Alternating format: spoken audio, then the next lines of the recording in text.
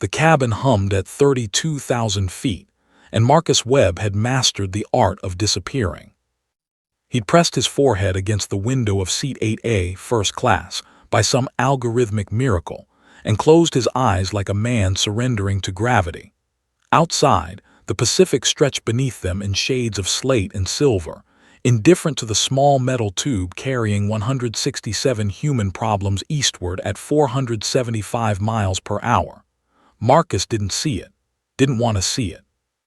Seeing meant acknowledging the distance between himself and solid ground, and Marcus had learned that some distances were better left unexamined.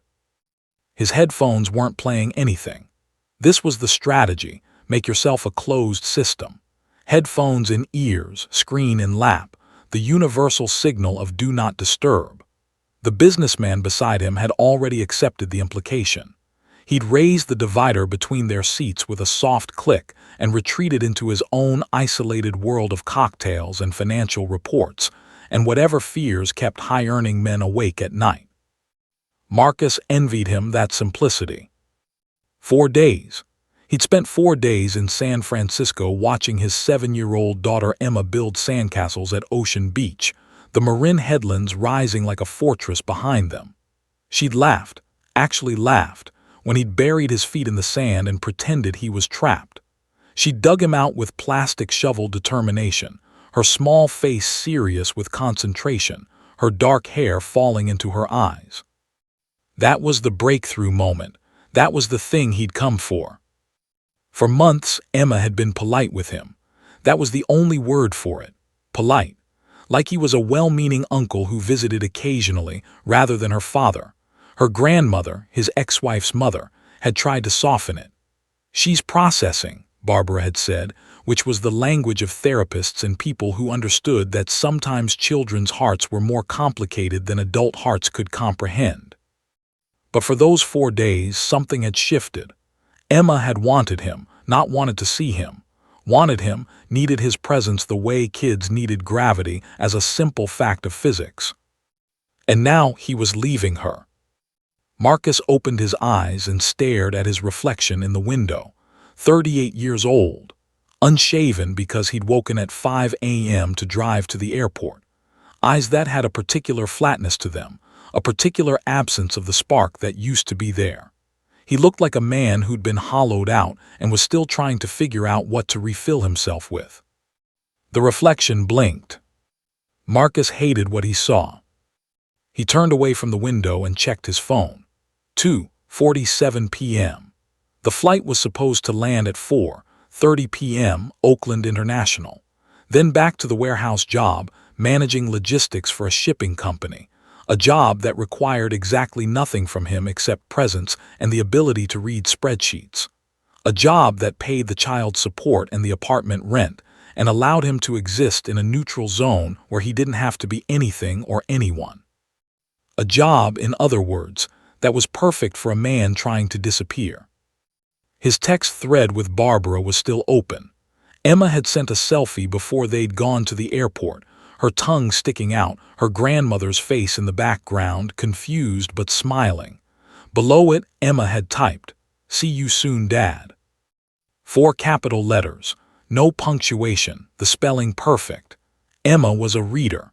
She got that from her mother, who'd loved books the way some people loved oxygen. Marcus got his daughter to read bedtime stories on the weekends they were together, but Emma never asked for them. She accepted them the way she accepted his presence, as an obligatory ritual, something to be endured. Until the beach. Until the moment when everything had shifted. The flight attendant, a man in his 50s with the particular exhaustion of someone who'd been serving drinks at 30,000 feet for 20-some years, came down the aisle with his beverage cart. He didn't ask Marcus what he wanted. He'd already learned that some passengers preferred invisibility. Instead, he just set down a bottle of water and a small bag of pretzels, the airline's apology for humanity. Marcus picked up the water. His hands, he noticed, were shaking slightly. Not fear of flying. He was past that, had never really had it. Fear was for people who didn't understand the physics of flight, who didn't know that a plane was statistically safer than the drive to the airport. Fear required ignorance, and Marcus had too much information. He knew exactly how planes could fail.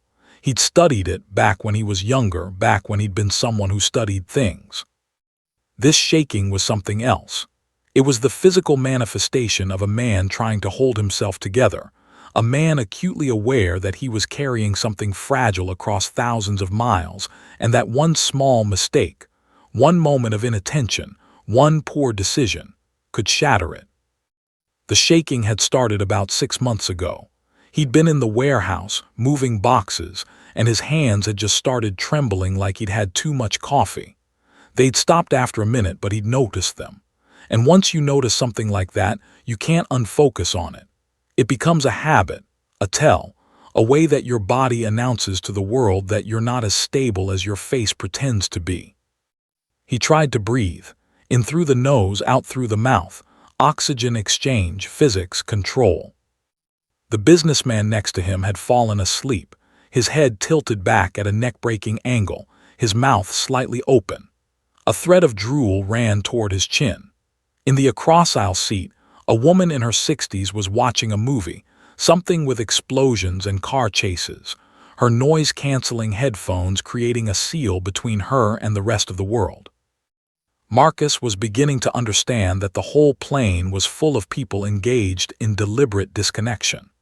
167 strangers flying through the sky together, each of them alone, each of them engaged in the quiet work of not thinking about what they were doing.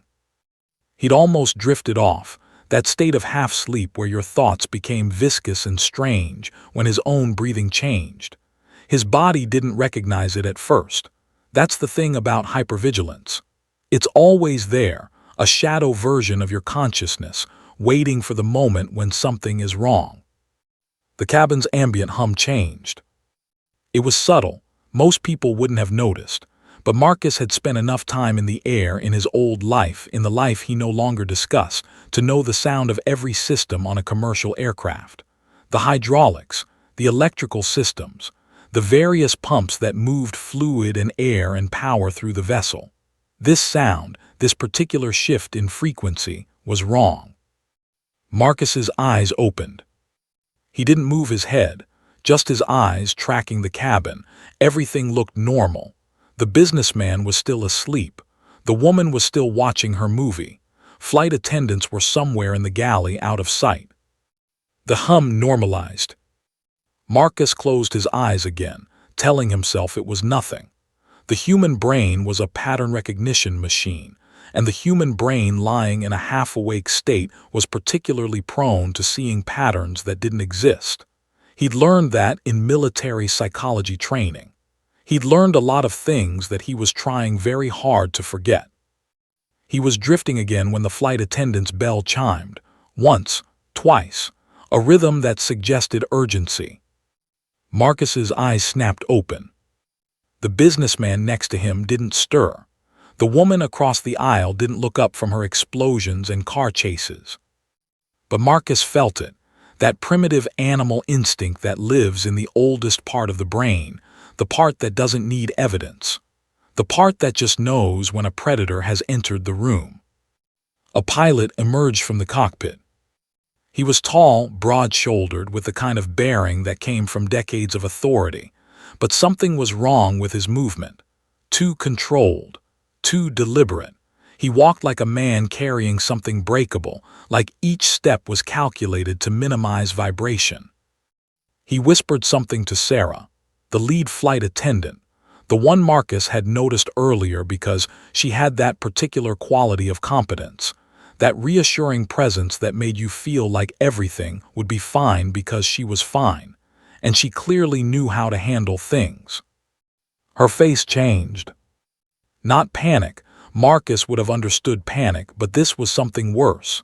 This was a mask slipping just for a moment, revealing the machinery underneath. Calculation, weighing, processing. She reached for the PA system. The cabin quieted. People looked up from phones and screens and movies, sensing something in the air, that primitive hum that humans have carried in their chests since they first sat around fires and smelled danger. "Ladies and gentlemen," The captain's voice came through the speakers, steady and trained. "This is your captain speaking." Marcus felt his heart rate accelerate. He could feel it in his neck, his hands, the base of his skull. A sensation he hadn't felt in 7 years. The sensation of being called to account. "We're experiencing a technical issue with our primary hydraulic system. Nothing to be alarmed about. We're fully capable of flying safely. However, I need to ask a question, and I need honest answers." The air pressure inside the cabin seemed to drop. "Is there anyone on this aircraft with military flight experience? Combat pilot experience specifically? I'm asking that you press your call button or make yourselves known to our crew." The silence that followed felt like the moment before a car crash, when you see it coming but can't stop it, when time stretches, when every choice you ever made suddenly becomes relevant. Marcus Webb's hands began to shake. And somewhere in the back of his mind, in a place he'd locked away 7 years ago and swallowed the key, a voice he recognized said his name. The cabin held its breath. Nobody moved. No hands went up. No call buttons were pressed. Just the white noise of 167 people simultaneously deciding that whatever was being asked had nothing to do with them, that invisibility was the safest choice, that admitting you had skills made you responsible for using them. Marcus understood the calculus perfectly, because he was engaged in the exact same equation. The captain's words hung in the recirculated air like a smell, invisible but unmistakable once you noticed it. Combat pilot experience, not general aviation, not a commercial pilot with hours in smaller aircraft, not someone who flew Cessnas on weekends or had a private license gathering dust in a filing cabinet. They were asking for a specific breed of pilot, the kind trained to make life-and-death decisions at 25,000 feet while being shot at. The kind whose muscle memory included emergency procedures that most commercial pilots only read about in manuals. The kind whose first instinct in a catastrophic scenario wasn't to check the handbook, it was to do. The kind that Marcus had been, once upon a time. Sarah, the lead flight attendant, came out of the cockpit and walked down the aisle with a smile that didn't reach her eyes. It was a professional smile. The kind flight attendants had perfected over decades of handling drunk passengers and crying bobbies and the general chaos of human travel. But Marcus could see the tension in her jaw, the way her fingers gripped the armrest of an aisle seat a little too hard as she passed. She was afraid. Not obvious fear. She was too trained for that. But fear nonetheless. The kind that comes from knowing something is wrong with the machine you're flying in. The kind that comes from understanding that you're at the mercy of metal and physics and the competence of people you've never met. She moved past him without acknowledgement, but something in her bearing changed. It was subtle, a slight adjustment in posture, a micropause that lasted maybe half a second. And in that half second, Marcus understood that she'd seen something in him. Some tell. Some way his face had responded to the captain's question that betrayed the truth. He looked ordinary. He'd spent 7 years perfecting ordinaries, cheap apartments, forgettable work shirts, a job that required no special skills, a life that attracted no attention. But beneath that, the old training was still there. The recognition reflex. The way his body had tensed at the word combat. The way his hands, sitting in his lap, had prepared for action without his conscious permission. Sarah disappeared into the cockpit. Silence stretched like a living thing. The businessman next to him was still asleep, snoring softly, oblivious to the seismic shift happening around him. Marcus envied him that obliviousness with an intensity that surprised him. To be able to sleep through something like this. To be able to accept the assurance of a captain's voice and believe that it meant safety, that it meant nothing had changed, that there was no test being administered to the passengers. No sorting mechanism that separated the ordinary from the dangerous. Marcus had never been able to do that. Part of it was the training. The military had spent 4 years teaching him to remain hypervigilant, to see threats in shadows, to understand that the moment you relaxed was the moment something could kill you. They'd rewired his brain at a fundamental level, restructured his neurology to remain in a state of constant assessment. The other part, the part he didn't like to think about, was that the training had simply made explicit what had always been true about him. He'd always been the kind of person who noticed, who calculated, who understood instinctively that survival required vigilance. The kind of person who could never just be a shipping logistics manager. He pulled out his phone to check the time, a displacement behavior, something to do with his hands that wasn't reaching for the call button. 2:54 p.m. The plane would land in approximately 96 minutes. 96 minutes until he could step out onto the tarmac and walk away from this moment. 96 minutes of having to sit with this question hanging in the cabin like a loaded gun. His thumb hovered over the call button. No, don't. He'd made a choice 7 years ago. He'd walked away from that life, the one where he was needed for his skills, where his presence meant something, where he had purpose that extended beyond managing spreadsheets and maintaining custody agreements. He'd walked away from Captain James Mitchell and the squadron and the classified operations that lived in the gaps between official policy and what actually happened. He'd walked away because he'd realized, in a moment of clarity he still didn't fully understand, that he couldn't be both the man that his daughter needed and the man that the military wanted him to be. So he'd chosen.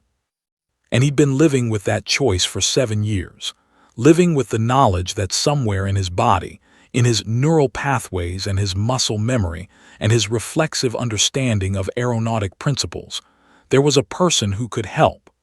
There was a person who could press the call button and walk into that cockpit and make a difference. But that person had cost him everything. The woman across the aisle had paused her movie. She was staring at the overhead speaker as if the captain might say something else, might provide more information, might make the decision for everyone by making the situation clear enough that action became mandatory rather than voluntary. He didn't. The captain had said what he needed to say. The rest was up to individual conscience. Marcus's hands were shaking again. He gripped his water bottle to try to still them, but the shaking extended down into his core, a kind of existential tremor that came from the collision between who he'd been and who he was trying to be. His heart rate was elevated. He could feel the blood moving faster through his arteries, could feel his body preparing for something. Not fight, not flight, but that third response that few people talked about. The freeze response. The ancient reptile brain's way of making you invisible to predators. Stay still, don't move. Maybe it won't notice you. But the problem with invisibility was that it required surrender. It required accepting that bad things could happen and that your powerlessness in the face of those things was acceptable, was preferable because the alternative, using your skills, taking action, revealing yourself, meant accepting the cost that came with that revelation. Sarah came back out of the cockpit. And this time, when she came down the aisle, she was looking directly at him. She was smiling that professional smile, but her eyes had changed. They were saying something that her mouth couldn't say in the presence of 167 people, and whatever protocol dictated how crew members handled emergency situations. Her eyes were saying, I know who you are, I know what you can do, and I know that you're sitting here deciding whether to help or hide. She came to his row. Can I get you anything else, sir? She asked, and her voice was level, professional, but there was something in the cadence that was directed entirely at him. A subtext, an appeal. Please. Marcus looked at her, really looked at her. She was probably in her 50s, with the kind of face that came from years of dealing with human chaos with grace and competence. Her name tag said Sarah. Her eyes said something else. They said that she'd already made her choice, that she knew what needed to happen, and that she was hopping, praying, maybe, that this particular passenger would make the right one. I'm fine, Marcus said. His voice sounded normal. That was good. That meant he still had control over the surface, even if the machinery underneath was falling apart. Thank you. She nodded, turned to the businessman still asleep, still snoring, and then to the woman across the aisle. "Let me know if there's anything I can get anyone," Sarah said, and then she was moving down the aisle, checking seatbelts, adjusting pillows, maintaining the illusion of normalcy while the real work was happening somewhere invisible, somewhere behind the locked cockpit door, somewhere in the systems that kept this aircraft airborne and functional. Marcus sat alone with his decision. The shaking in his hands had intensified. He could see it now, the tremor visible enough that the businessman would notice if he woke up, visible enough that anyone paying attention would understand that this man's facade of calm was a very thin shell over something much more turbulent. 7 years of quiet. 7 years of being nobody. 7 years of believing that he could trade his skills for peace, that he could walk away from who he was and build a life around who he wanted to be.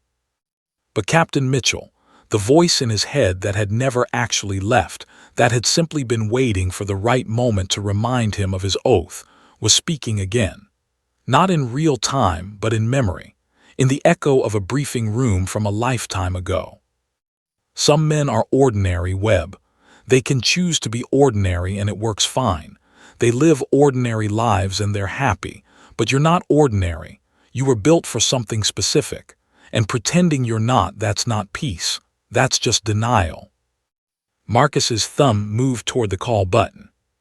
He stopped it. "Don't." But his other hand was already moving, reaching into the pocket where his phone sat, pulling it out, opening his photos. The selfie from Emma at the airport, her tongue sticking out, her grandmother smiling in the background. "See you soon, Dad." 4 capital letters, no punctuation, a 7-year-old's promise. The phone felt heavy in his hand, heavier than it should, heavy with the weight of everything he'd sacrificed to build a life where Emma could have a father who was present, a father who wasn't living a secret life, a father who could tuck her in at night without the ghost of classified operations hanging over the bedtime stories. And now this. Now this moment where everything he'd built was balanced on the edge of a knife, where a single decision could save lives or sentence people to die, where the choice between invisibility and action had suddenly become the most important choice he'd ever made. His thumb hovered over the call button. And Sarah, who had come back down the aisle one more time for some reason, maybe to check on him, maybe to make one final appeal, was walking past his seat. Their eyes met. In that look was the answer to a question that would change everything. In that look was the understanding that some people don't get to choose invisibility. In that look was the knowledge that whatever came next, Marcus Webb's quiet life was already over. And below that, deeper than reason, deeper than fear, deeper than the 7 years he'd spent trying to be someone else, there was something else. Relief. The call button felt different under his thumb than it should have. Marcus pressed it, and the physical action released something in his chest, a held breath he didn't know he was holding, a tension that had been coiled in his shoulders since the captain's question. The button lit up beneath his finger, a small red beacon announcing to the entire cabin and the crew that Seat 8A had a request. He pulled his hand back and placed it in his lap. The businessman beside him stirred slightly but didn't wake, still unconscious in that particular way that business-class cocktails enabled, a kind of pharmaceutical oblivion that meant he'd wake up in Oakland with no memory of what was happening. Lucky bastard. Sarah appeared within 30 seconds, not the casual, unhurried approach of a flight attendant responding to a request for more coffee or another pillow. She moved with purpose, and her eyes, when they found his, confirmed that she'd understood his decision before he'd fully made it himself. "Sir," she said, and her voice was low enough that the businessman wouldn't stir, professional enough that the woman across the aisle wouldn't look up from her movie. Marcus stopped, started again. His mouth was dry, he swallowed. "I heard the captain's question." Sarah's jaw tightened infinitesimally. She leaned down, bracing herself against the armrest, bringing her voice even lower. "What's your background?" she asked. "Military fighter jets, long time ago." It was the most honest thing he'd said to anyone in 7 years. The most dangerous thing. Sarah straightened. "Come with me." It wasn't a request. Marcus unbuckled his seatbelt. The click of it releasing sounded loud in his own head, though he knew no one else would hear it over the ambient noise of the cabin. He stood, and for a moment he thought his legs wouldn't work, that the 7 years of sitting still, of being invisible, of suppressing the pilot that lived in his nervous system would have atrophied him to the point where he couldn't move. But his body remembered. The proprioception came back first, his sense of where he existed in space, his awareness of the narrow aisle and the other passengers in their seats, and the metal walls surrounding them at 32,000 feet. His balance adjusted to the slight banking of the aircraft. His inner ear, that delicate instrument that had been trained to compensate for G-forces and combat maneuvers, recalibrated to the subtle motions of commercial flight. He was a pilot again. His body knew it before his mind could catch up. The walk to the cockpit felt both eternal and instantaneous. They passed rows of people, some sleeping, some watching movies, some reading books, all of them utterly unaware that something fundamental had shifted, that one of the passengers sitting among them had just raised his hand and volunteered for something that might require him to perform miracles or die trying. Sarah reached the cockpit door. She knocked, a specific pattern, a code, and it opened immediately. A first officer Marcus didn't know leaned out, took one look at him and nodded. Then Sarah was gone, and Marcus was stepping through the threshold into a space that felt like coming home and walking into a nightmare simultaneously. The cockpit was smaller than he remembered from his last commercial flight. Everything about civilian aircraft was smaller than military jets. Less room, less power, more systems to fail. Captain Rodriguez was in the left seat, and he turned to look at Marcus with eyes that had seen a lot of flight time and none of the recent comfort that came with uneventful departures. "Captain Rodriguez," the man said, not offering a hand because neither of them could release their grip on stability. "Your former military." "Fighter pilot," Marcus said. His voice sounded strange in his own ears, steady, controlled, someone who knew what he was doing. "Combat deployments, 2 theaters." Rodriguez's shoulders seemed to drop slightly, as if the weight he'd been carrying had become fractionally more bearable. "Thank you for coming up. I didn't know if anyone would." The cockpit hummed around them, the constant, barely perceptible frequency that was the heartbeat of the aircraft. But underneath that, Marcus heard something else. A subtle change in pitch, a note that shouldn't be there. "What happened?" he asked. Rodriguez turned back to the instruments, his hands moving with the precision of someone who'd done this 10,000 times before but was seeing something unprecedented. "Hydraulic pressure on the primary system. We noticed it on descent through 28,000 feet. Started as a minor fluctuation. Now it's reading 0 across all primary system gauges." The words were technical, but they carried weight that transcended the numbers. Hydraulics were the circulatory system of a commercial aircraft. Without them, the systems that controlled the flaps, the landing gear, the spoilers, the mechanisms that slowed the plane down and made it land, became inert metal. You had backup systems, yes. Commercial aircraft were designed with redundancy baked into every critical component, but a complete failure of the primary system at this altitude. That was something that happened maybe once in a generation of flying. "How are the backup systems?" Marcus asked. "Still green," the first officer, Davies, his name tag said, replied. "All 3 independent hydraulic circuits reading normal." But he paused, and that pause contained universes of uncertainty. "But I don't like the way the primary failed." "What do you mean?" Marcus stepped closer to the instrument panel, and immediately his mind was sorting through the data like it had spent the last 7 years in constant training instead of working in a warehouse. Flight control laws, pressure readings, pump cycles. His eyes were moving across the displays in the pattern they'd learned decades ago, pulling information with the same instinctive speed that a reader's eye pulls meaning from words on a page. It was clean, Rodriguez said. Almost too clean.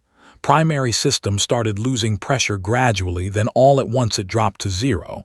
That's not typically how mechanical failures work.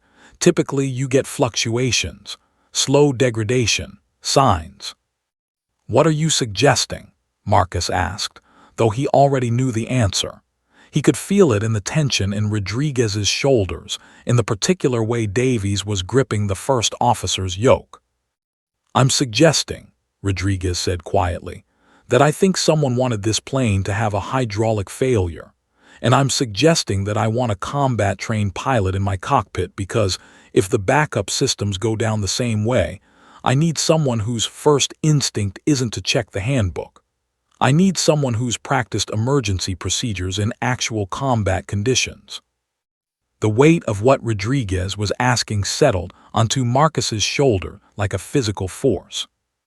Not a mechanical failure, not an accident, something intentional, something planned. His phone buzzed in his pocket. The sound was jarring in the quiet cockpit, a violation of the space. Marcus pulled it out, and the first text message he saw made his blood stop moving through his veins. Don't let them land the plane. The words were from an unknown number. They made no sense and every kind of sense simultaneously. Another message arrived before he could process the first. You know who this is. You know what you did. This is the price. Marcus felt the room tilt, not the aircraft, the room, reality. What is it? Rodriguez was staring at him, watching his face process information that had just changed everything about this situation. Someone's threatening me, Marcus said. His voice didn't sound like his own anymore. It sounded like a pilot's voice, professional, controlled, the voice of someone channeling panic into focus. Someone who knows I'm on this aircraft. The cockpit door was locked. The communication systems were isolated. The aircraft was 32,000 feet above the Pacific Ocean, and somewhere, either in the cabin behind them or coordinated with someone on the ground or somewhere in the electronic infrastructure of the plane itself, there was someone who knew Marcus Webb was a combat pilot, who knew he was vulnerable, who was activating whatever plan had been set in motion with the deliberate sabotage of the hydraulic system. Another text arrived. If you get out of this, Emily's next. The aircraft tilted on its axis. Not the aircraft, Marcus. His entire sense of what was possible, what was at stake, what the rules of this situation were. My daughter, he said. Someone's threatening my daughter. Rodriguez and Davies exchanged a look, the kind of glance that passed between people who suddenly understood that this was not a mechanical problem. This was something else entirely. Something human. Something intentional. Something that had been engineered specifically to exploit the one vulnerability that a combat pilot had, the people he loved. How did they? Davies started. Because they knew I'd be on this flight, Marcus interrupted. His mind was calculating now, running scenarios, understanding that whoever had done this had spent significant time and resources understanding Marcus Webb's life, his schedule, his daughter, his location, his weakness.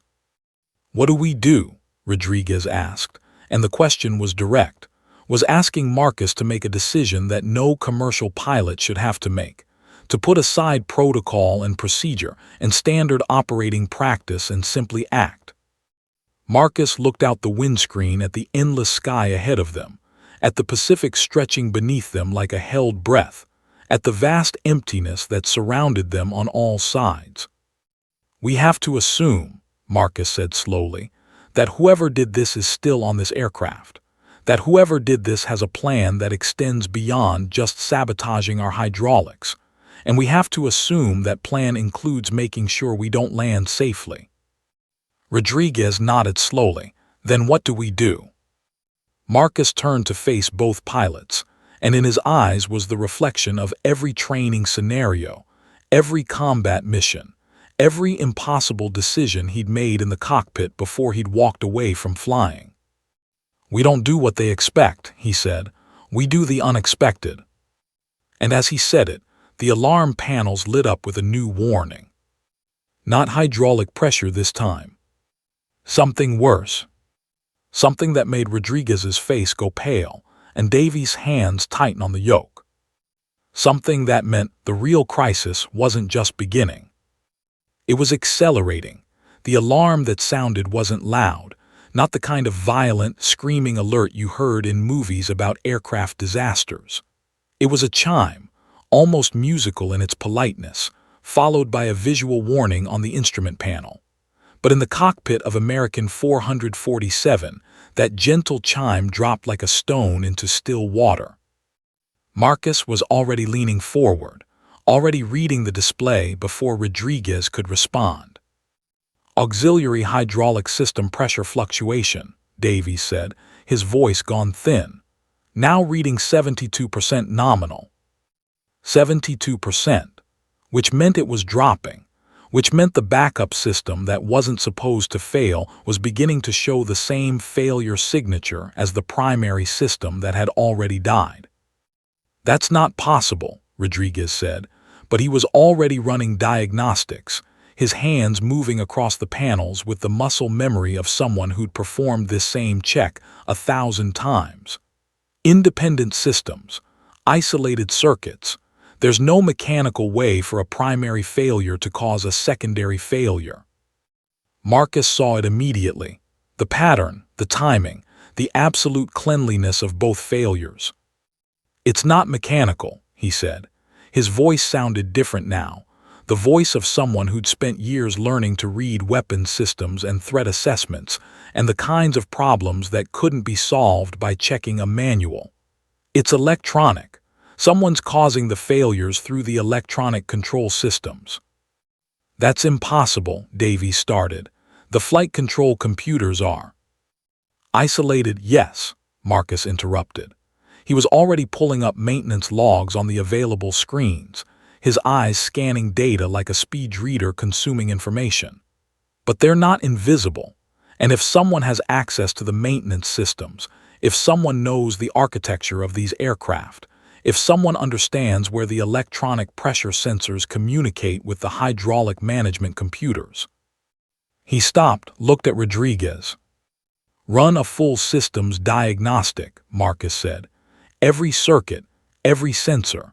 I need to know if this is just hydraulics or if someone's in the aircraft's electronic nervous system." Rodriguez's jaw tightened, but he was already entering commands. The aircraft's entire system architecture began displaying across the screens, an intricate web of connections and pathways and points of vulnerability that most pilots never thought about because they didn't have to. You flew the aircraft. The engineers worried about how the aircraft worked. But Marcus had always been the kind of pilot who worried about how things worked. The screens filled with data, and there it was, like looking at a map of a city and seeing an invader moving through the streets. A data pattern that didn't belong. An intrusion into the flight management system that had the fingerprints of someone who knew exactly what they were doing.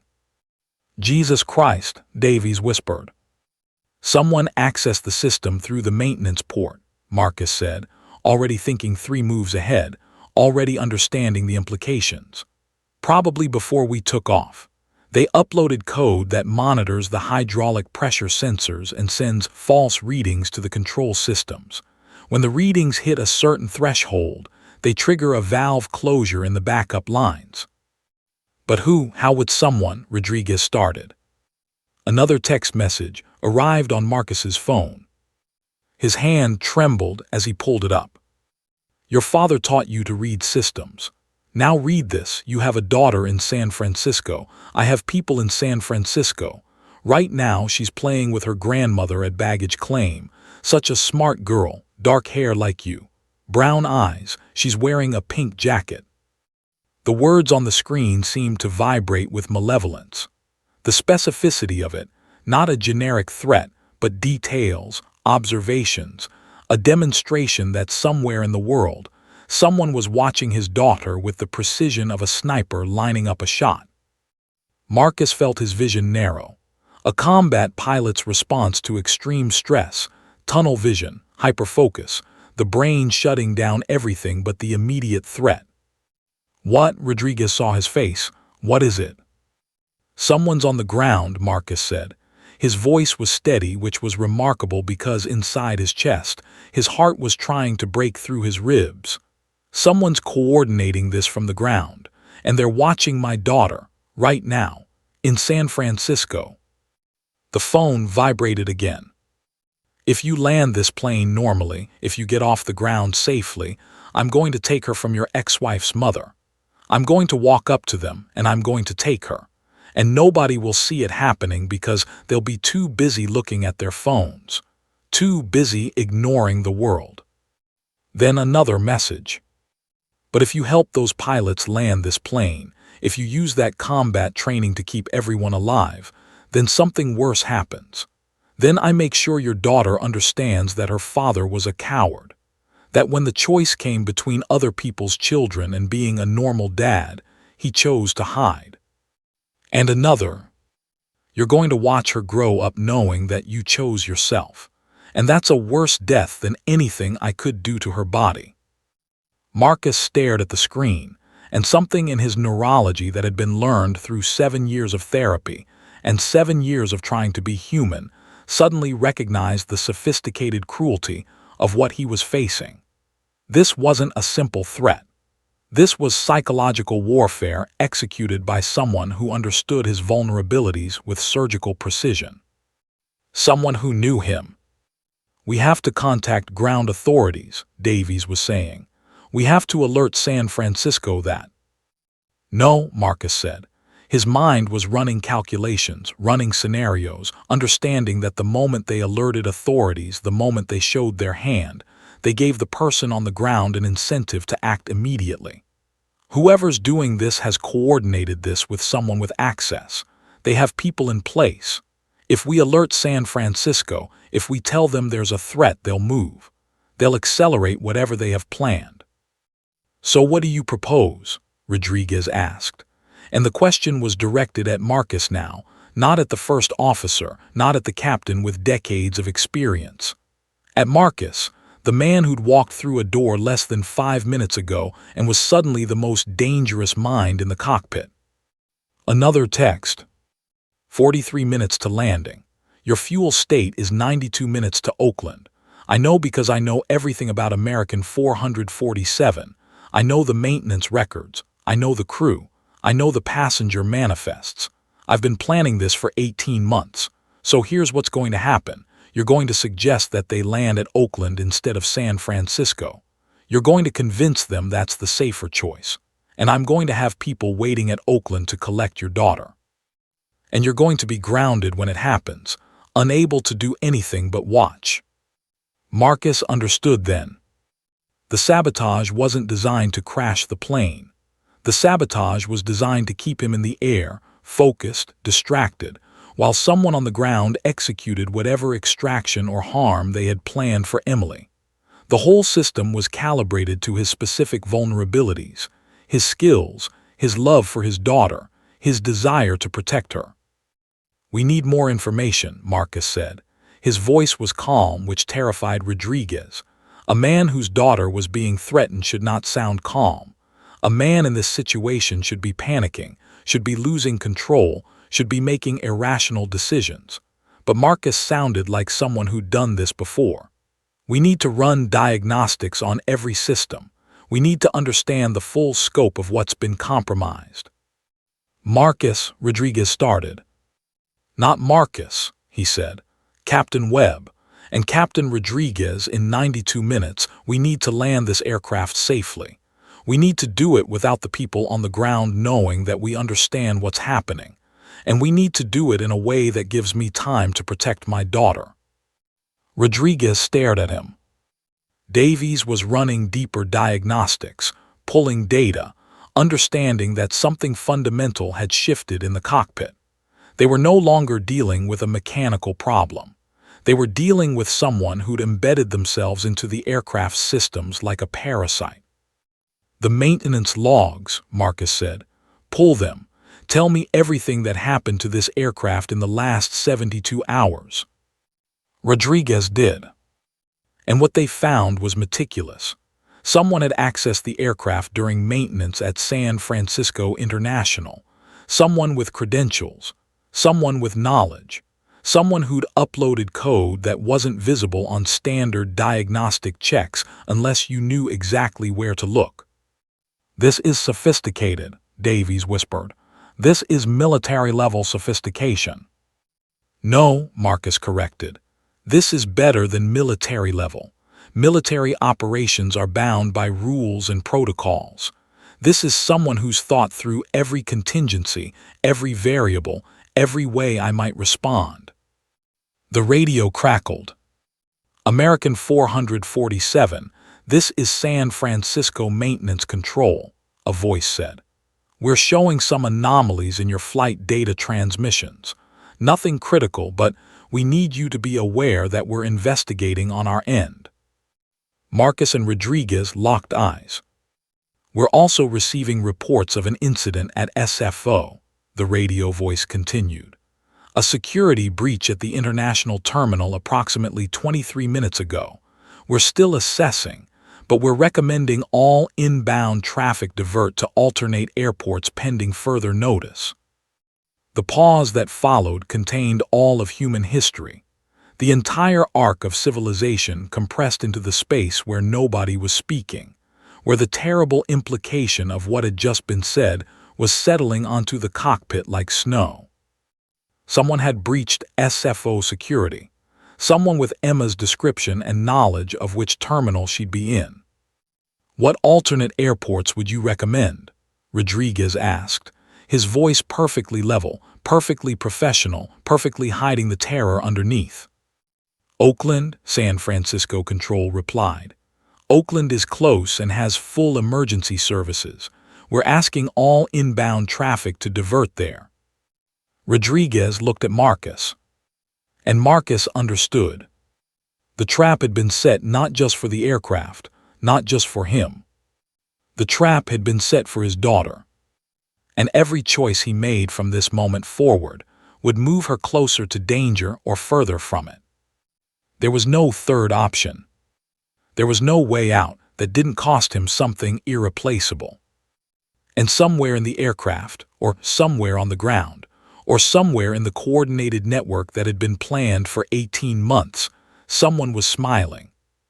Because the game had finally begun in earnest, 71 minutes of fuel remaining. Marcus had written the number on a notepad in front of him, circled it 3 times, and then done the mathematics that no pilot should ever have to do. The math of survival against impossible odds. The math of choosing which lives to save and which lives to sacrifice.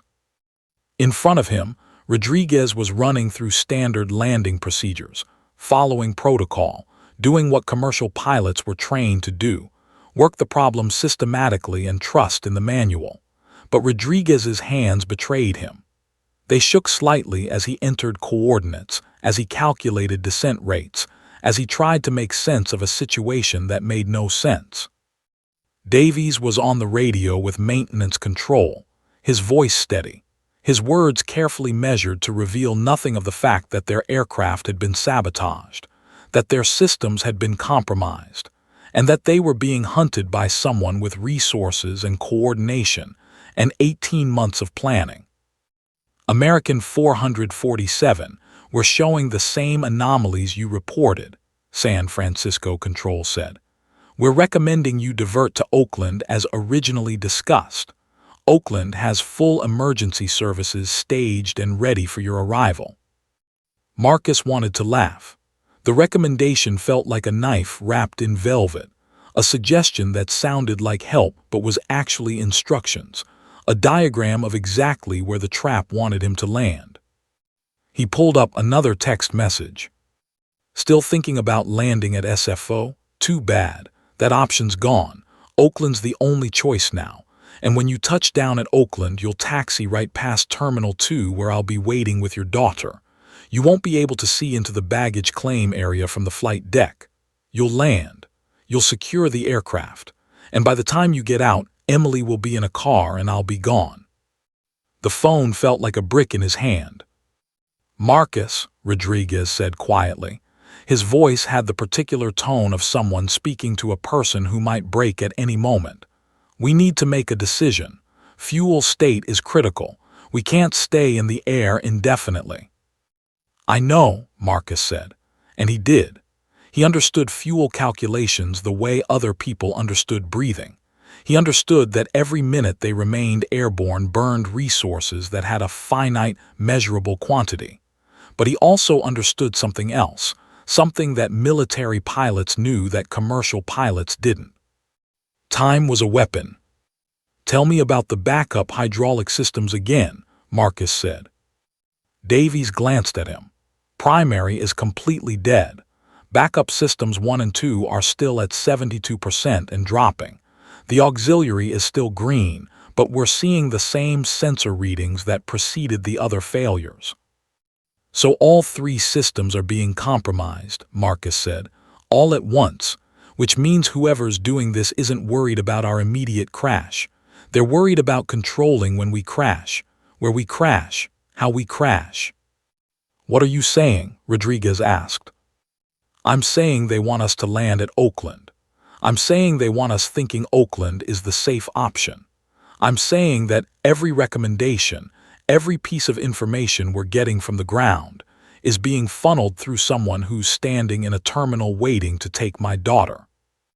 The cockpit went silent, except for the steady throb of the engines. "So we don't land at Oakland," Davies said slowly. "We don't land at Oakland," Marcus confirmed. "And we don't land at San Francisco because that's where they created the breach," Rodriguez said, understanding the logic now, understanding that they were playing chess against an opponent who had anticipated every obvious move. "Which leaves us with one option," Marcus said. "We stay in the air, we buy time, we make them react instead of us reacting to them." "We can't stay in the air indefinitely," Davies said. "Fuel math doesn't work." "No," Marcus agreed, "but it works for 43 minutes, and 43 minutes from now a lot of things can change." He pulled up his phone and started typing, not to the person threatening him, to someone else entirely, someone from his old life, someone he hadn't contacted in 7 years. Captain Linda Chen, his old wingman. The message was short, in the air. "American 447. SFO to Oakland. Aircraft has been sabotaged. Coordinated threat to my daughter on the ground. Need you to pull every resource you have. Emergency." He hit send before he could second-guess himself. The response came back in less than 30 seconds, "Standing by." 3 words, but they contained a lifetime of military understanding, of protocols that existed in the spaces between official channels and off-the-books operations. If Chen understood, if Chen was standing by, then Marcus wasn't alone in this. "We need to contact authorities," Rodriguez said. "If there's a threat to your daughter, if there's a kidnapping plan in motion." "And tip off the person on the ground," Marcus interrupted. "The moment we alert authorities, the moment we show our hand, they move. They take Emma. They disappear into the system before anyone can respond." He pulled up a map on his phone. San Francisco Airport, Oakland Airport, the residential areas between them, the terrain, the traffic patterns, the locations where an aircraft could potentially land outside of official airports if it had to. "There's a naval air station," Marcus said, "north of Oakland. Naval Air Station Alameda. Smaller runways but sufficient for a 737 belly landing if we lose all hydraulics." "Belly landing," Davies' voice went up an octave. "You're talking about landing an aircraft without landing gear, without flaps, with 167 passengers on board." "I'm talking about landing an aircraft with any option other than the one our enemy has prepared for," Marcus said. "I'm talking about doing something they don't expect because every expectation they have is built on conventional thinking, conventional logic, conventional choices." That's insane, Rodriguez said. Probably, Marcus agreed.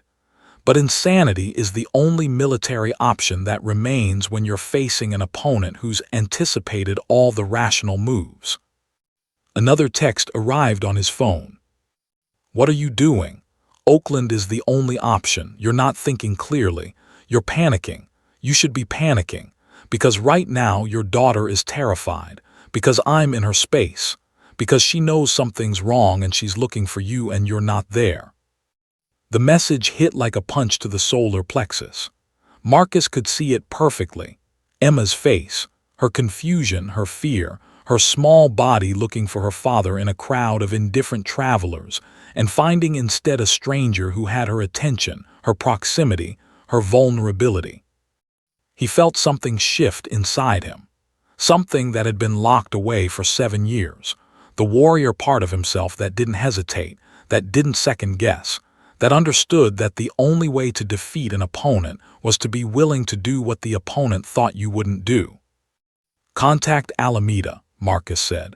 Tell them we're declaring an emergency. Tell them we have hydraulic system failures and we need emergency services staged. Tell them we're coming in hot and we need full support. They'll alert every authority from here to the coast, Rodriguez said. Yes, Marcus said. And that's the point. They'll alert every authority. Every authority will mobilize. And the person on the ground, the person coordinating this, will see that the airport they've prepared for is no longer the target. They'll have to improvise. And improvisation is where plans collapse. Rodriguez reached for the radio with a hand that had aged about 10 years in the last 10 minutes. Alameda Naval Air Station. This is American 447, Rodriguez said, his voice steady despite everything. We are declaring a full emergency. Multiple hydraulic system failures, primary and backup. We require emergency services staged immediately for a possible belly landing. The radio went quiet for a moment, then. American 447, roger that. We are activating full emergency response. Can you confirm your estimated time of arrival? Marcus looked at the fuel gauge, looked at the distance, looked at the math of burning time and distance and hope and desperation. 42 minutes, Rodriguez said, approximately. 42 minutes. 42 minutes for the person on the ground to realize his game had changed. 42 minutes for Chen to mobilize whatever resources she could access. 42 minutes for Marcus to attempt something that aviation textbooks said should result in a catastrophic crash. 42 minutes to save his daughter. His phone buzzed again. You're diverting to Alameda. How did you? It doesn't matter. You're just delaying the inevitable. And while you're thinking you've outsmarted me, while you're thinking you've found an option I didn't predict, I'm reminding you of something important. Another message. I have nothing to lose. My entire plan was built on the assumption that you would try to save everyone, try to be the hero, try to do the thing that proves you're not a coward, and I've accounted for that. I've built contingencies. And when you touch down at Alameda, when you're celebrating surviving the impossible, your daughter will already be gone. And you'll realize that the only way to win this game was never to play it at all. Marcus stared at the message. And underneath the terror, underneath the desperate calculation, underneath the sound of the engines and the altitude warnings and the system slowly degrading around him, he felt something else. Clarity. The clarity of a man who had nothing left to lose except everything. The clarity of a man who'd spent 7 years running from who he was and had finally been forced to accept it. The clarity of a combat pilot who understood that his opponent had made one critical mistake. They'd underestimated him. How much time do we have? Marcus asked Rodriguez. 42 minutes, Rodriguez replied. Maybe 41 now. Marcus nodded, picked up the radio, and activated a frequency he hadn't used in 7 years. A frequency that existed in the gaps between official aviation channels. in the space where military operations coordinated with civilian assets, in the dark frequency that his old commanding officer had taught him existed if you knew how to look for it. "Spectre Command," Marcus said into the radio. "This is Spectre 17 requesting immediate assistance. I have a family member in distress, a coordinated threat, and approximately 40 minutes to prevent a kidnapping." The radio crackled. Then a familiar voice, Captain James Mitchell, Marcus's old squadron leader, replied. "Welcome back to the war, Webb." Marcus's hands went numb. Not the metaphorical numbness of shock, but actual physical numbing, the kind where the blood seemed to drain from his extremities and concentrate in his chest, in his heart, in the core where panic lived and screamed and tried to understand what it had just heard. Captain James Mitchell. The voice was exactly as Marcus remembered, measured calm, carrying the particular authority of a man who'd given orders in combat conditions and had them obeyed without hesitation. But hearing it now, on this frequency, in response to an emergency call that shouldn't have been possible, changed everything. "Mitchell," Marcus said, his own voice sounded foreign to him. "I didn't know this frequency was still." "Active?" Mitchell interrupted. "It never stopped being active, Webb. It's been active the entire time you were gone, waiting for one of you to call back, waiting for someone to remember that there are commitments that don't end just because you walk away from them." Rodriguez was staring at him. Davies had turned in his seat, his expression a question mark. "Sir," Marcus said carefully, "I need immediate assistance. My daughter is in danger. There's a coordinated threat at SFO. I need military assets mobilized too." "I know about your daughter," Mitchell said, and the casual way he said it, like it was information he'd possessed for a long time, like he'd been expecting to have this conversation, made Marcus's blood go cold. "How would you know?" Marcus started. "Because I've been monitoring your situation for some time," Mitchell said. "Since you made the decision to leave the program, actually.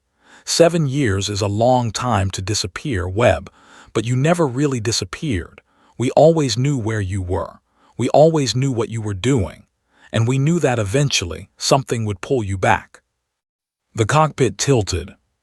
Not the aircraft, Marcus's understanding of reality. "You're saying you knew I left," Marcus said slowly. "You're saying you monitored me." "We monitored all the Spectre pilots," Mitchell said. "It's protocol. You leave the program, you don't just get released into the general population with everything you know. We track you. We verify your stability. We make sure you don't become a security risk. And then, when circumstances require, we remind you of your obligations." "This is insane," Rodriguez said quietly. "This is military protocol," Mitchell corrected, and even through the radio, Marcus could hear the slight smile in his voice. "Captain Rodriguez, you understand that you're not in a position to question this conversation. This frequency is classified. Your presence on it creates liabilities. I suggest you focus on flying the aircraft."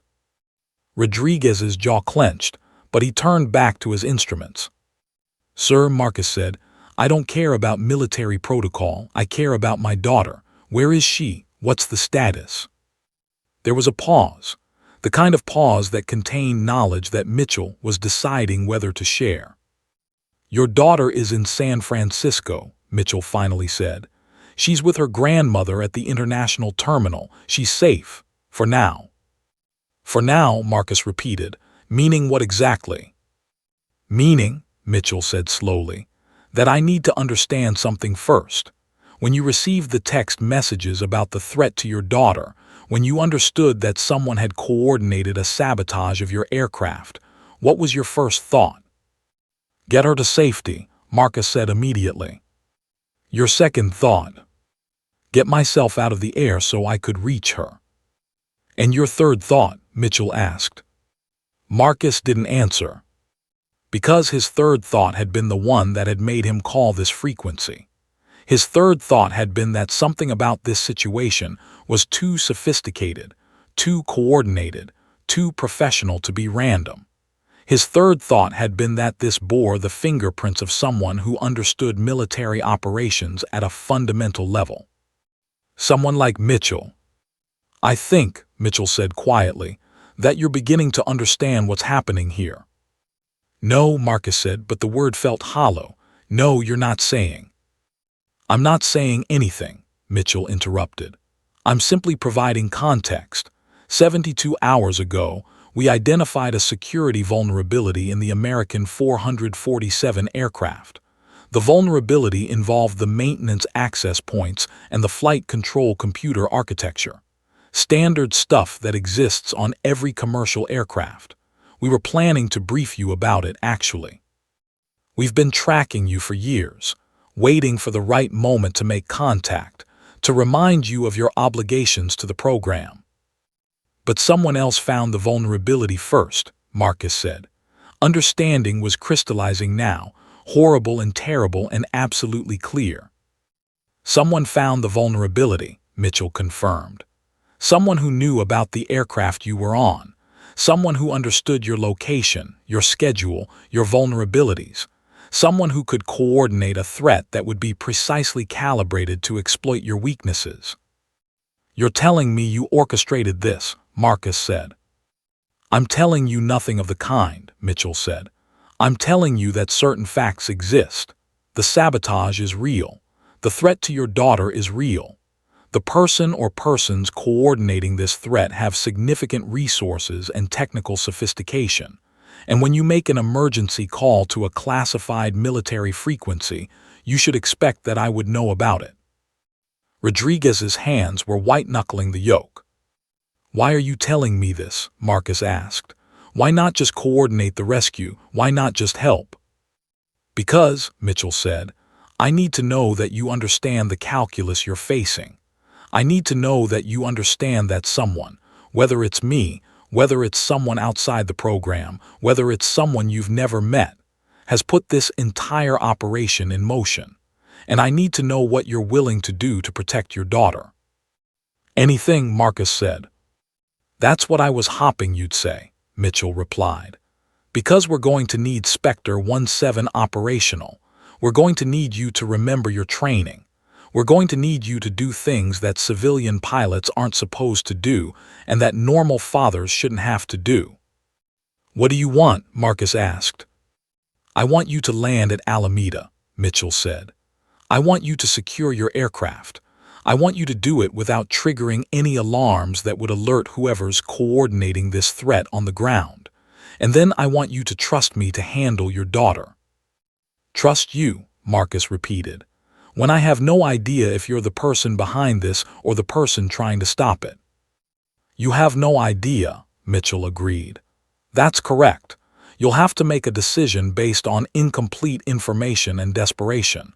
That's what military training teaches you to do." The radio clicked off. Marcus stared at the frequency. "What in God's name was that?" Davies asked. Marcus didn't answer, because he was running the scenario in his head, understanding the implications, understanding that Mitchell had just confirmed something terrible. Either Mitchell was the architect of this entire operation, or Mitchell had known about the vulnerability and had allowed it to be exploited. Either way, Marcus was being manipulated. The question was whether the manipulation was designed to help him or destroy him. His phone vibrated.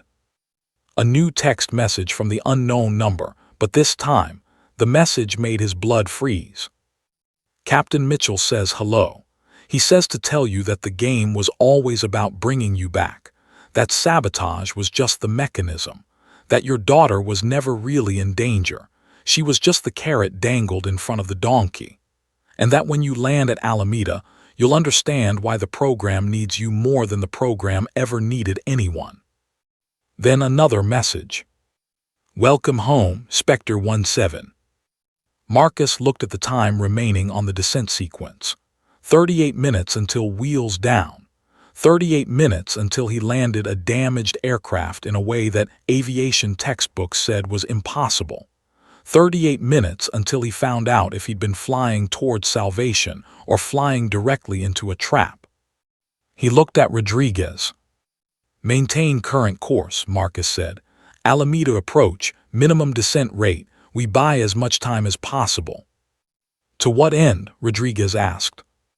"To figure out," Marcus said, "whether my former commanding officer just saved my daughter or sacrificed her as part of something much larger." 38 minutes. 38 minutes to understand if Mitchell was friend or enemy, or something far more complicated than either. 38 minutes before the landing that shouldn't be possible became the landing that would change everything. And somewhere on the ground, in an aircraft hangar at Naval Air Station Alameda, in an operations center that Marcus had been trained in but had tried very hard to forget, Captain James Mitchell was preparing his welcome. A welcome that came with conditions. A welcome that came with a price. And a welcome that suggested that walking away from the Spectre program 7 years ago had been the greatest mistake of Marcus Webb's life. 35 minutes to landing. The cockpit had transformed from a controlled space into something that resembled the war room of a small nation. Rodriguez was running constant diagnostics on the 3 failing hydraulic systems, watching them degrade in real time like counting down to a funeral. Davies was communicating with Alameda Approach Control, feeding them data they'd need to stage emergency services, positioning fire trucks and ambulances and medical personnel as if they were preparing for a battlefield casualty event. Because that's what this was, a battlefield. The only difference was that the battlefield was 25,000 feet in the air and moving at 350 miles per hour. Marcus had pulled up the Alameda runway data on the navigation display. 2 runways, both sufficient for a 737 at emergency approach speed, but the calculations were brutal. A 737 without landing gear and without flaps came in hot, too fast, too hard. The friction between the fuselage and the runway would create enormous heat. The aircraft would lose altitude stability without the landing gear struts to manage impact. The belly would scrape, metal against asphalt, creating a friction coefficient that physics suggested would either slow the aircraft enough to avoid catastrophic failure or flip the entire structure into a disaster that would scatter pieces across several hundred meters of runway. The margin between survival and incineration was approximately 3 seconds. Hydraulic System 2 is now at 49% nominal, Davies reported. We're seeing active sensor fluctuations consistent with the previous failure pattern. How long until complete failure? Marcus asked. Based on the degradation rate, approximately 17 minutes, maybe 18 if we get lucky. 17 minutes before the second backup system became completely inert, which meant they'd be landing on emergency hydraulics only, the minimal system designed to lower landing gear and deploy landing gear manually. Except they weren't going to have landing gear. They were going to have a 737 with no flaps, no working hydraulics, and 167 people inside betting their lives that Marcus could fly. His phone vibrated. Another text, and this one was different. The number was still unknown, but the message was written in a particular style, technical, clinical, almost an instruction manual. System 2 failure scheduled in 16 minutes. System 3 backup will fail at touchdown. You'll have landing control but no descent rate control. You'll come in like a meteor. The question is whether you can trade altitude for speed and avoid structural failure on impact. Military pilots call this landing hot. Civilians call it a miracle. Then another message, this one more personal. Emily is currently at the international terminal in San Francisco. She's safe. For the next 34 minutes she remains safe. After you land, after you exit the aircraft, after you verify that the landing was successful, then we'll determine her fate. Isn't that generous? Marcus felt something crystallize in his chest, a kind of cold clarity that came from understanding that he wasn't facing an opponent trying to kill him. He was facing an opponent trying to own him, to prove that no matter how far he ran, no matter how many years he tried to be ordinary, the program would always have leverage. The program would always have someone he loved. The program would always win. He typed a response, "What do you want?" The answer came back in seconds: your full cooperation, your absolute obedience, your acknowledgement that freedom was always an illusion, and your return to service. This is recruitment, Webb. This is how the Spectre program brings home its strays. Rodriguez was watching him. "What?" "This is a test," Marcus said. His voice was steady in a way that seemed to surprise him. "This entire operation, the sabotage, the threat to Emily, all of it, is a test. Mitchell, or whoever's running this, they're testing whether I'm willing to sacrifice my life and 166 other lives to save my daughter.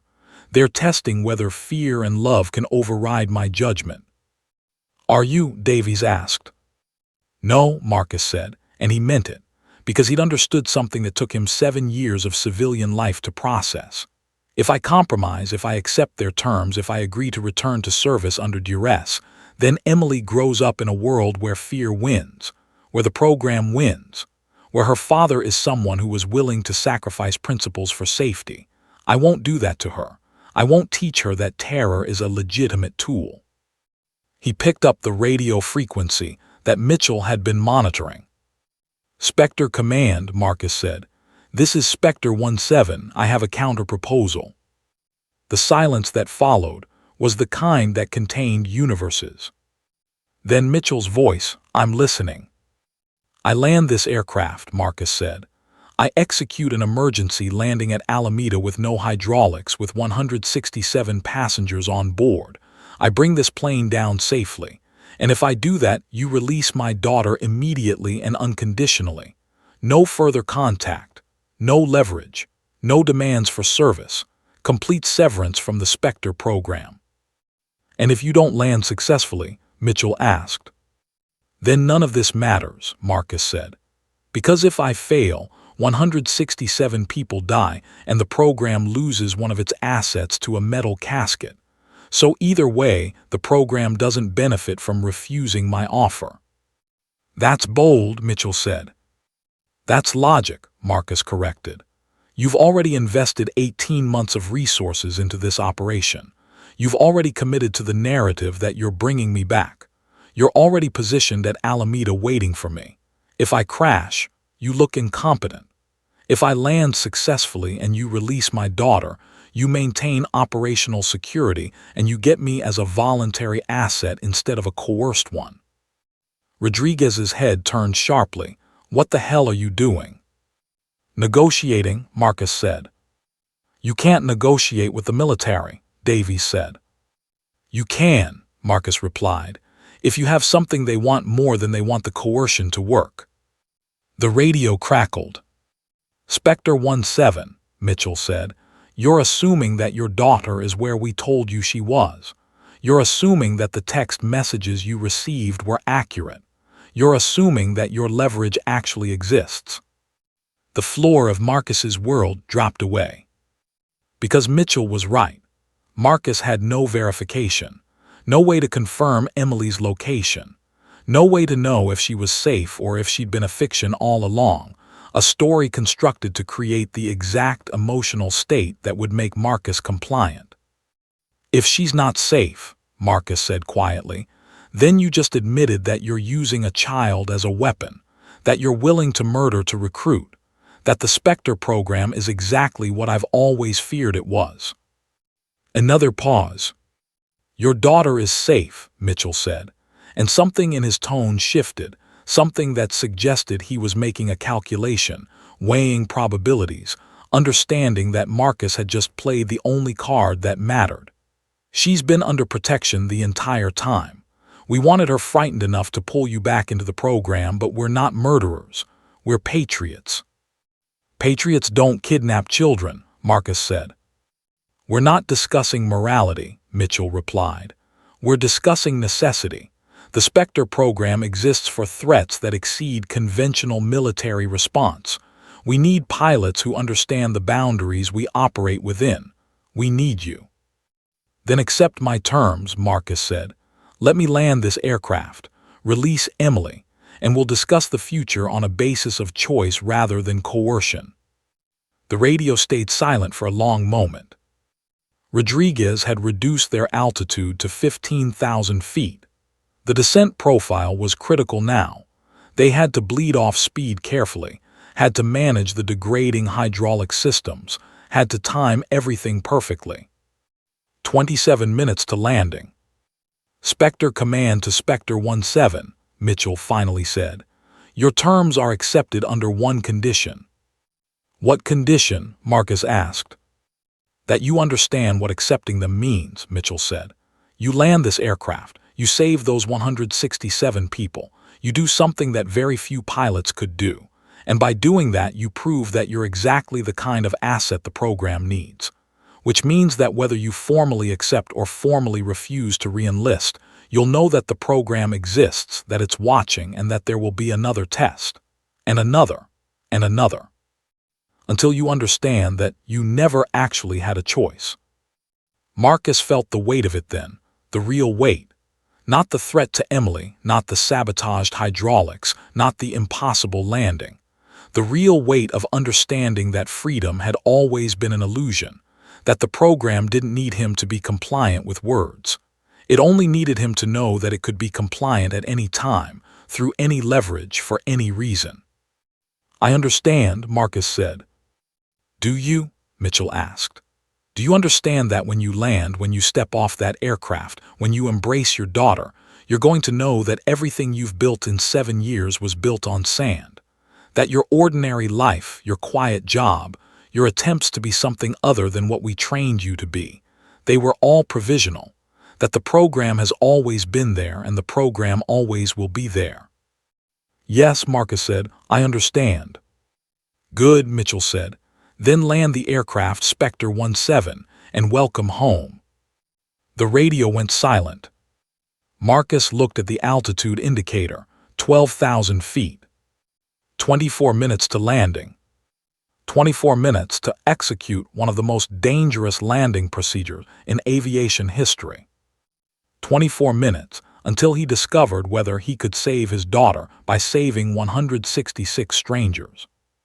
24 minutes until he understood whether victory meant freedom or just a more sophisticated form of captivity. And below them, at Naval Air Station Alameda, Captain James Mitchell stood in an operations center and smiled. Because whether Marcus succeeded or failed, the Spectre program had won. It had reminded him that he belonged to something much larger than himself. And that reminder would never leave him alone again. 8,000 feet. The descent felt like falling through a tunnel. Outside the windscreen, the Alameda runway appeared as a gray stripe stretching across the earth, 4,000 feet of asphalt that was supposed to catch 167 tons of metal traveling at 160 miles per hour with no landing gear and no flaps. The margin for error was measured in feet. The margin for survival was measured in seconds. "System 3 is at 32% and dropping," Davies reported. His voice had changed. It no longer had hesitation in it. He'd accepted the situation. He'd moved past fear into focus. "All passengers secure in brace positions," Sarah reported from the cabin. The flight attendants had prepared the aircraft for impact the way pilots had imagined for decades but few had ever experienced. Overhead bins secured, seats aligned for minimal injury, water bottles removed, emergency slides armed. "Alameda approach, American 447 confirming emergency landing sequence," Rodriguez said. "We're committed to approach. No go-around possible due to fuel state." The radio crackled. "American 447, you are cleared to land. Emergency services are staged and ready. We're monitoring your descent. You're looking good." They weren't looking good. Marcus could see it in the data, feel it in the way the aircraft was responding. System 3 was failing faster than projected. They'd have maybe 15 seconds of active hydraulic pressure after wheels-up simulation. 15 seconds to orient the aircraft for landing without killing everyone in the cabin. "Recalculate descent rate," Marcus said. His voice was quiet, controlled, the voice of a man who'd done this 1,000 times, though he'd never actually done this at all. "We need to bleed off more speed before final approach." "But our fuel," Davy started. "Our fuel is a problem," Marcus interrupted. "Our survival is the priority. Increase descent to 3 degrees negative. Extend flaps to 10% on manual hydraulic pressure." "Flaps won't deploy," Rodriguez said. "No hydraulic pressure."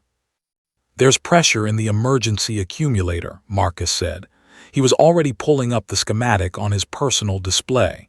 "We can use it for one flap deployment. One chance. We do it at 1,500 feet." The aircraft descended.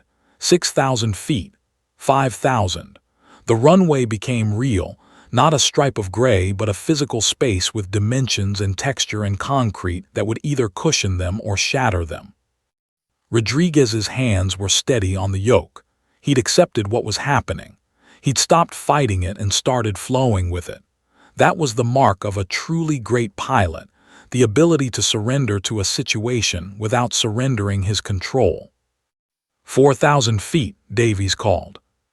Marcus was watching the descent profile, watching the fuel state, watching the altitude and doing the mathematics in his head. They'd make it. They'd make it if every calculation stayed true. They'd make it if the emergency accumulator held. They'd make it if Marcus didn't make a single mistake. No pressure at all. 2,000 feet, Davies said. The radio was silent. Alameda was watching. The emergency services were watching.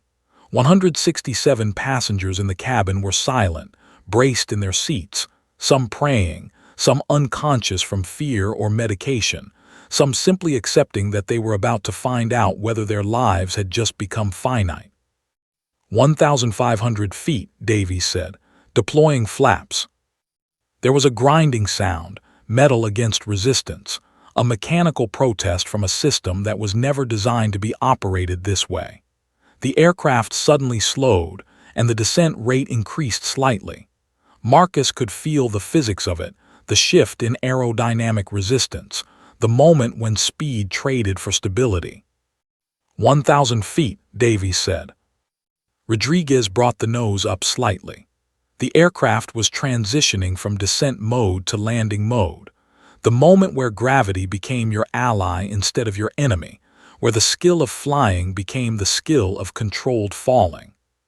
500 feet. The runway filled the entire windscreen now. Marcus could see the center line, the distance markers, the emergency vehicles staged on the perimeter. He could see the point where the aircraft would impact, where metal would meet asphalt, where years of training would either save or condemn everyone on board. 200 feet, Davies said. Cut engines to idle, Marcus commanded. Rodriguez pulled the throttles back. The engines spooled down. The aircraft was now a glider, falling toward a concrete runway at over 150 miles per hour, with no engines to abort, no landing gear to absorb impact, no flaps to slow descent. They were committed, past the point of any decision except where to put the belly. 100 feet. Marcus could see individual markings on the runway, individual cars in the emergency equipment lineup, individual people standing outside those vehicles, watching an aircraft fall from the sky like a dying bird. 50 feet. 30 feet.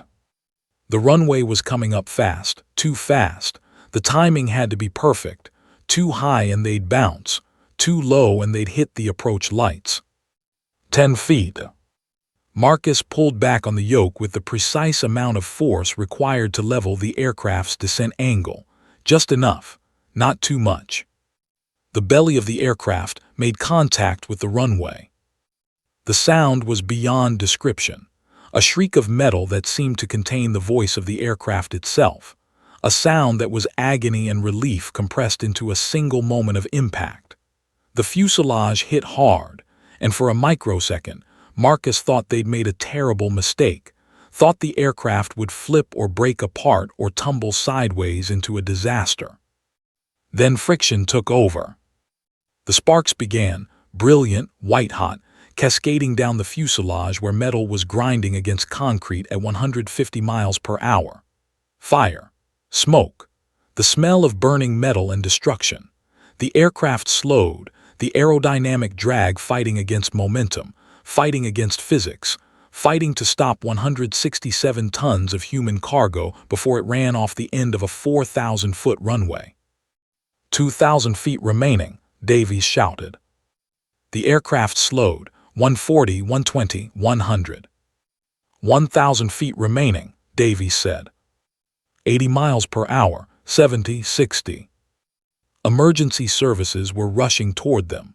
Fire trucks with lights flashing, ambulances preparing for mass casualty response, personnel ready for whatever came next. 40 miles per hour, 30, 20. The aircraft came to rest with a final lurch, settling onto its belly like a wounded animal finally stopping to rest. For a moment, just a moment, there was absolute silence. No radio chatter, no engine sounds, no alarms, just the sound of creaking metal and emergency responders running toward the aircraft and 167 people realizing they were alive. Then the radio burst to life with voices. Congratulations, confirmations, medical units beginning triage. Rodriguez turned to Marcus and said simply, "You did it." The evacuation took 19 minutes. Emergency slides deployed. Passengers evacuated down and away from the aircraft. Medical personnel moved through the cabin checking for injuries. The aircraft itself was already being foamed with fire suppressant, personnel securing it against any possibility of post-impact fire. Marcus moved through it like a man in a dream. Rodriguez and Davies were being interviewed by emergency personnel. Sarah was helping evacuate the last passengers, her professionalism intact despite everything. The businessman from seat 8B was alive, confused, asking why the landing had been so rough. The woman with the noise-canceling headphones was being treated for a mild sprain. 167 people, all alive. Marcus walked out of the aircraft and down an emergency slide into the California afternoon, and for a moment, just a moment, he felt something like peace. The kind of peace that comes from completing an impossible task, from pushing yourself to the absolute limit and discovering you were exactly capable enough. Then he saw Captain James Mitchell standing beside a black sedan near the edge of the tarmac. Mitchell was in civilian clothes, a suit, professional, smiling, and beside him, standing still, looking confused and frightened, was Emma. Marcus felt his heart stop. He ran toward them and Emma ran toward him, and for one perfect moment he believed that everything would be fine, that he'd won, that the terrible game was over. He scooped her up, held her against his chest, felt her small body trembling. "Daddy," she said, "I was scared." "I know, baby," he said. "I know, but you're safe now, you're safe." But over her shoulder, he was looking at Mitchell. And Mitchell was smiling, not the smile of a defeated opponent, but the smile of a chess player who'd successfully moved his piece into exactly the right position. "Congratulations, Marcus," Mitchell said. "You landed an aircraft that shouldn't have landed. You saved 166 people, and you proved that you're exactly the kind of asset the Spectre program needs." "The deal," Marcus said. "You said if I landed successfully." "I know what I said," Mitchell interrupted. "And I meant it. You and your daughter are free, for now. For the next few years, you can go back to your shipping job, your quiet life, your attempts at normalcy. We'll leave you alone." "For how long?" Marcus asked. He already knew the answer. "Until we need you again," Mitchell said. "And Marcus, we will need you again, because there will be another crisis, another test, another moment where 167 people need someone who can do the impossible, And when that moment comes, you'll understand that you were never really free at all. Emma was holding his neck, terrified but safe. Her small weight in his arms was the most precious thing in the world, but it was also the chain that would bind him to Mitchell forever. "If you come after her," Marcus started. "We won't," Mitchell said. "That's the genius of this, Marcus. We don't need to come after her. We just need her to exist. We just need you to know that if you don't cooperate, if you don't answer our calls when the next impossible situation arrives, there's a leverage point. There's always a leverage point." Mitchell walked toward the black sedan. "Welcome back to the war, Spectre 17, he said. "We'll be in touch." The sedan drove away. Marcus held Emma and watched it go, and for the first time since he'd pressed that call button 7 hours ago, he understood the real victory.